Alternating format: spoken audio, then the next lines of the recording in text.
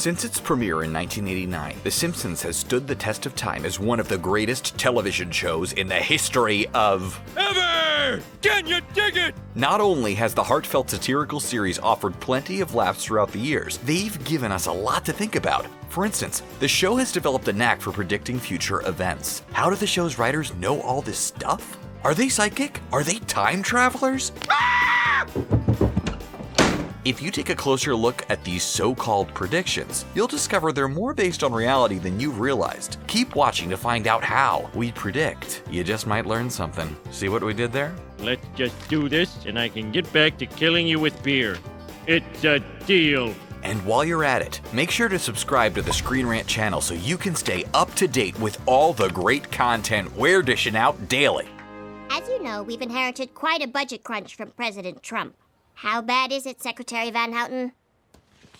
We're broke. The country is broke? President Trump. In late 2016, the world was shocked by the news that Donald Trump would be the next president of the United States. Best known for his business strategies and a stint as the main host on NBC's The Apprentice, no one ever expected this reality TV star to make good on his promise and/or threat to run for president. No one, that is, except for the Simpsons writers. In the season 11 episode Bart to the Future, we got a glimpse of a potential future where Lisa Simpson became the first female president. The prediction was made as a throwaway joke in which Lisa comments she's inherited quite a budget crunch from President Trump. But in a 2016 interview The Hollywood Reporter conducted with Simpsons writer Dan Graney, he suggests this wasn't so much a prediction as a warning. He went on to say the idea was pitched because it was consistent with the vision of America going insane. Longtime Simpsons showrunner Al Jean gives his own thoughts on the matter. People have somewhat forgotten, but he was talking about running for president then, so it wasn't somebody totally out of the blue. It was a guy who was a punchline name and had presidential aspirations.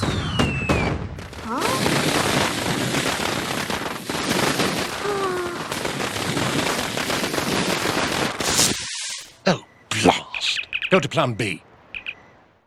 Smartwatches. In the season 6 episode Lisa's Wedding, Lisa's run-in with a fortune teller at a Renaissance fair offers her a glimpse into the future, specifically the moment Lisa finds her true love, Hugh Parkfield. The episode features a scene in which Hugh proposes to Lisa, but when his plan goes haywire, he uses his wristwatch communicator to insist that his team go to plan B. It's a briefer than brief moment, but enough to suggest that way back in 1995, The Simpsons had predicted the invention of smartwatches. But when you stop and think about it, the idea of the smartwatch has been seen as far back as Dick Tracy in the 1940s. It was such a cool concept, it inspired countless watch companies to delve into the possibilities of what such a device could achieve. In the 1990s, wristwatch technology was striving towards all kinds of futuristic aspirations, such as the Seiko wrist computer message watch. It only makes sense that The Simpsons would latch onto the idea of a watch that could offer the ability for two-way communication. While the smartwatch wouldn't reach its fullest potential until Apple released their innovative Apple Watch in 2015,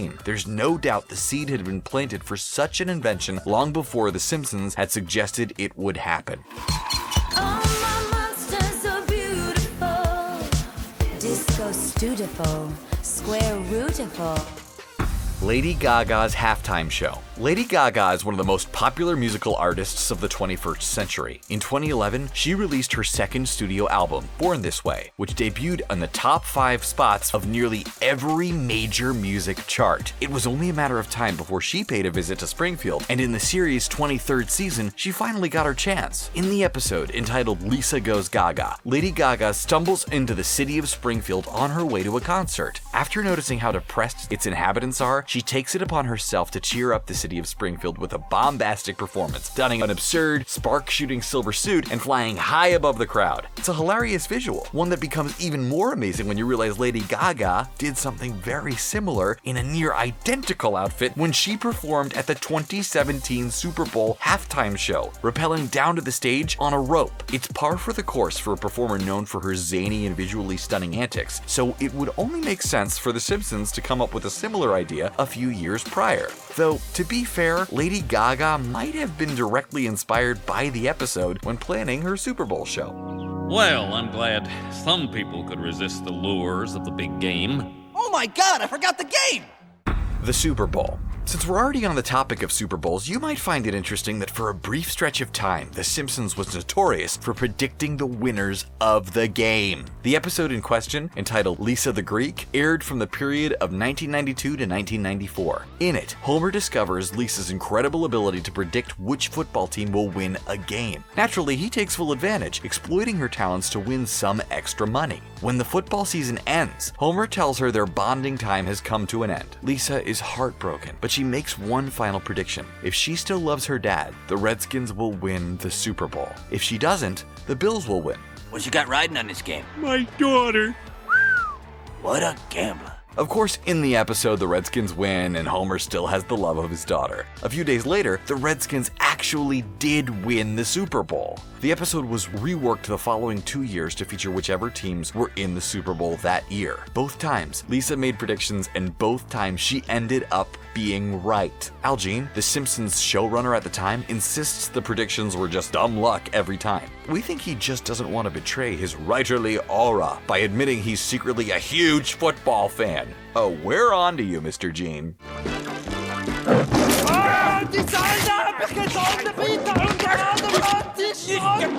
Siegfried and Roy. Siegfried Fischbacher and Roy Horn were world-famous Vegas magicians whose performances centered around the use of white tigers and white lions. Siegfried and Roy never actually appeared on The Simpsons, but in the show's 5th season, the writers featured a parody duo inspired by them, Gunter and Ernst. In the episode, Gunter and Ernst are mauled by their white tiger Anastasia as revenge for keeping her in captivity. This moment was mirrored in real life a decade later when Roy was attacked by one of his tigers during a live performance. He survived the injuries, but their show was closed not long after. Now, let's face it, people, if you work with tigers on a regular basis, your chances of being injured are bound to go up tremendously. It's just the reality of the situation. It doesn't matter if you're a zookeeper or a talented magician, you're fiddling around with the natural order of things, and sooner or later, that tiger's gonna start looking to you as a snack instead of a pal. All the Simpsons writers had to do was pay attention to the absurdity of the real-life situation, as they often did, and call it as they saw it. While the circumstances surrounding Roy's accident are indeed unfortunate, at the end of the day, they're not much of a surprise. Oh, I'd love to see New York.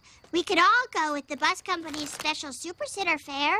$9? This one's on me. September 11th. This might be the creepiest prediction on our list. This one showed up in the season 9 premiere, which aired in September 1997. In it, Homer's best friend Barney snatches Homer's car and leaves it in New York City. Homer and his family make the trek up to the Big Apple to get it back. When trying to decide the best and cheapest option to get up to New York, Lisa notices a magazine that advertises a $9 bus fare on the cover. Next to the large number 9 is a silhouette of the World Trade Center, which looks suspiciously like the number 11. When the New York Times asked showrunner Al Jean if he could explain this one, he replied, "That one is a completely bizarre, strange thing." In 2010, however, executive producer Bill Oakley said that while he would grant the magazine cover was eerie, the number 9 was chosen because it was a comically cheap fare. The Simpsons wasn't the only show on Fox making creepy 9/11 predictions either. The X-Files spin-off The Lone Gunman's pilot episode featured a storyline where a hijacked plane is aimed towards the World Trade Center. Oof. You know what? Let's just move on to the next topic. This is too much. Hello, campers! How you doing? Oh my god, oh my god, oh my god! It's Mick Jagger and Keith Richards! Ah! The Rolling Stones. The Rolling Stones didn't make their first official guest appearance on The Simpsons until season 14 in the episode How I Spent My Strummer. But that didn't stop the show from making references to the band in earlier episodes. Once again, the 1995 episode Lisa's Wedding seems to have a knack for calling future events, similar to the smartwatch gag. This joke was a quick throwaway. As Lisa and her fiancé lay in bed, chatting the day away, you'll notice a poster up on the wall behind them. It reads, "The Rolling Stones Steel Wheelchair Tour 2010. What? How did they know the Rolling Stones would still be up and running in 2010? Sans wheelchairs. This prediction is easier to explain than most. The Rolling Stones have been active as a band since they formed in the 1960s. They revolutionized rock and roll, and they've been consistently churning out incredible material ever since. It's in their blood. In the mid-90s, they were in the midst of touring their Voodoo Lounge album, and both Mick Jagger and Keith Richards were in their early 50s at the time. If they hadn't already called it quits by that point, there was no reason to believe they wouldn't still be touring together for the next decade or so. Hey, Dolph, off, take a memo on your Newton. Beat up Martin. Bah!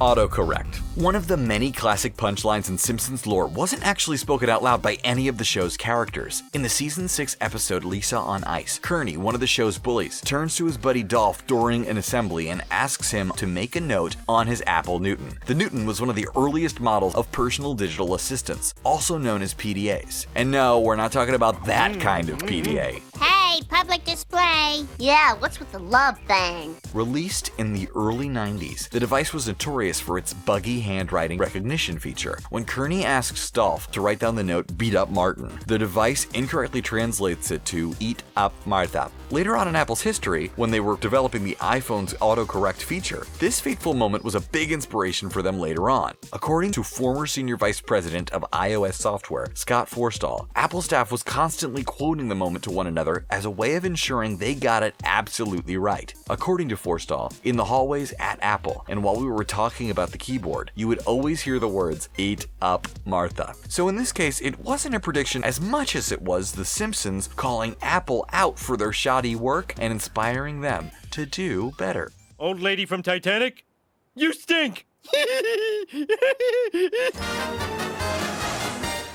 Disney acquires Fox. This prediction was made on an episode entitled When You Dish Upon a Star, which aired back in 1998. You might recall this fan favorite. In it, Homer Simpson becomes best friends with Alec Baldwin, Kim Basinger, and Ron Howard. At the end of the episode, Ron Howard makes a pitch about a killer robot driving instructor that travels back in time for some reason. When the studio head seems like he's going to take a hard pass, Ron throws in Homer's idea about a talking pie to sweeten the deal. He ends up with bags of money. But hold on, let's rewind a little bit. Did you notice that sign on the studio lot? The one that says 20th Century Fox, a division of Walt Disney Co.? While the news that Disney was indeed buying a portion of 21st Century Fox wouldn't be announced for another 20 years, it seems a bit crazy that they called it, right? How else could they have known this way back when, unless they had crazy future predicting powers? Well, hold your horses, people. Turns out there's a logical explanation for this one, too. Past Simpsons showrunner Al Jean says this is another great example of the kind of forward thinking their writer's room was notorious for. It happens, there's always mergers. It seemed logical, you know?